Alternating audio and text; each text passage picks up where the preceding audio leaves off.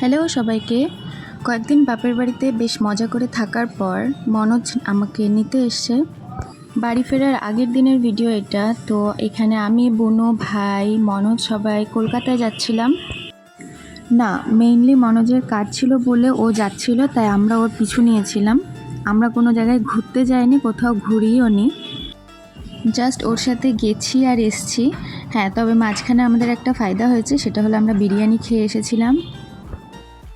তো যাই হোক, এই যে গল্প করতে করতে আমরা এখন কলকাতায় পৌঁছে গেছি আর মনোজেরও কাজ হয়ে গেছে। তো এখন প্রচুর খিদে পেয়ে গেছিলো, যার জন্য আমরা এখানে ফ্রুটস নিয়েছিলাম কয়েকটা।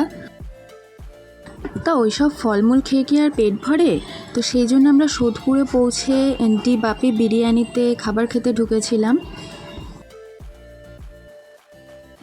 তো এখানে পৌঁছে আমি ফার্স্টে মেনু কার্ডটা দেখছিলাম, যদিও আমাদের আগে থেকেই প্ল্যান করা ছিল যে আমরা বিরিয়ানিই নেব। দোকানের বাইরেটা না যতটা সুন্দর, তার থেকে ভেতরটা অনেক বেশি সুন্দর, জাঁকজমক, লাইটিং, মানে খুব ভালো লাগছিল ভিতরটা, খুবই সুন্দরভাবে সাজানো।